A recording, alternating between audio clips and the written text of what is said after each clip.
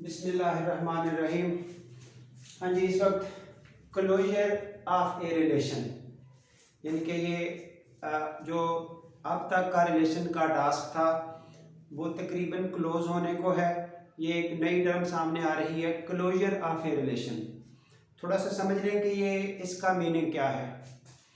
एक ऐसा रिलेशन जो किसी न किसी तरह की प्रॉपर्टी कंटेन करता है। मसलन हम बैक साइड पे क्या लेते हैं, एक सेट होता है किसी भी तरह का 1 2 3 और 4। इसका कार्टेशियन प्रोडक्ट लिया गया जो कि अब इस तरह से 16 पेयर्स पर कंसिस्ट करेगा। इस कार्टेशियन प्रोडक्ट के कोई रिलेशन बनाए गए, से ये एक आर रिलेशन 1 1 1 4 से 2 और 4, दैट्स इट। ये हमने एक रिलेशन लिया।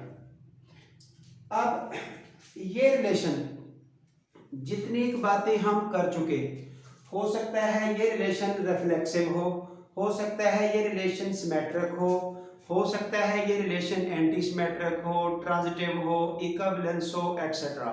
जितनी भी टाइप्स हमने रिलेशंस की पढ़ी, ये उनमें से किसी टाइप का होगा। हो सकता है ना किसी भी टाइप का हो, उससे भी डिफरेंट किसी टाइप का हो जो हमने स्टडी नहीं किया। ठीक है ना, यानी कि जितने हमारे सिलेबस में चीजें थी वो पढ़ ली गई। ये रिलेशन किसी ना किसी प्रॉपर्टी को कंटेन करेगा। हो सकता है कोई प्रॉपर्टी कंटेन ना करे। फर्ज करें हमें यहां से नजर आ रहा है कि ये रिलेशन इस वक्त रिफ्लेक्सिव नहीं है। किस वजह से नहीं है?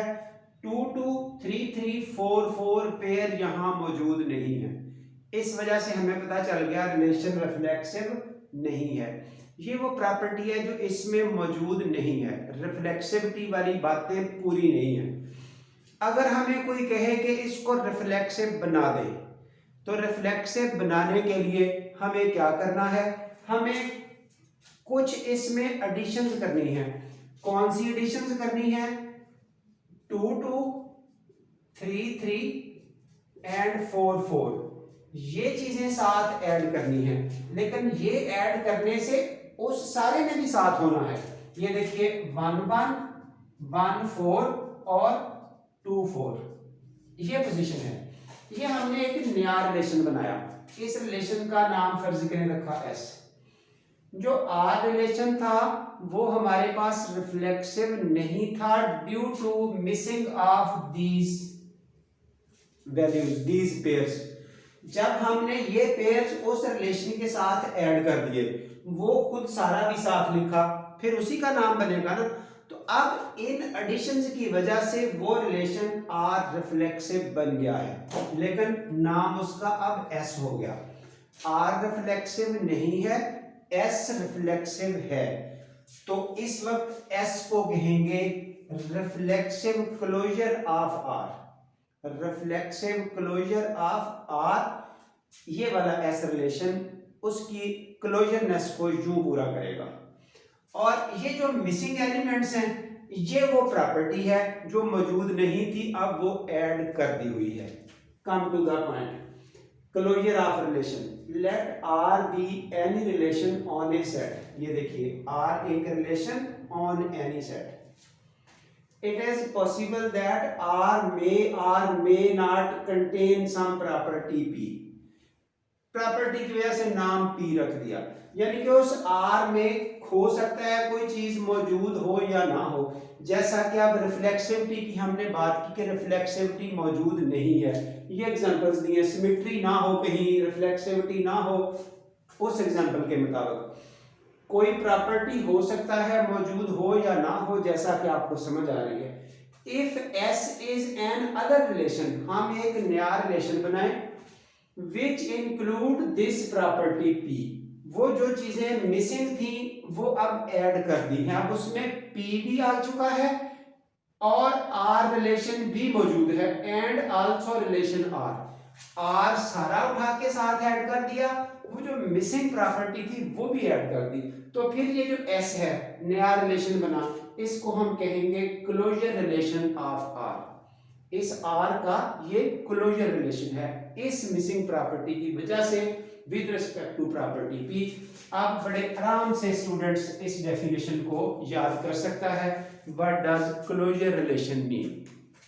चलिए जी, ये आगे नोट जो लिखा गया है, closure relation may not exist, हो सकता है यानी कि क्लोजर ना बन सके, यानी कि ऐसी पोजीशन बन जाए कि हम अपनी तरफ से एडिशन करने की कोशिश करें किसी जगह पे एक रिलेशन को रिफ्लेक्सिव बनाने की, वो रिफ्लेक्सिव ना बन सके, ये बात हो रही है। चलिए जी, ये अब आपके सामने कंसीडर द रिलेशन, ये आर है ऑन द सेट ए, ये अब छोटा सेट किया 1 2 3, it is not reflexive due to missing pairs. इसमें ये देखिए इस रिलेशन में ये दो एग्जिस्ट नहीं करते पेयर्स, इनकी वजह से वो रिलेशन आर रिफ्लेक्सिव नहीं है, ठीक है, due to missing pairs. If we have new relation, ये ऐसे नया रिलेशन बनाया जिसमें ये मिसिंग पेयर भी ऐड हो गए, ये देखिए, और प्लस ये जितना आर था वो सारा उठा के एज इट इज यहां लिख दिया। ये देखिए ये कंप्लीट आर है, वो कॉपी पेस्ट हुआ, प्लस जो मिसिंग पेयर थे वो भी लिख दिए।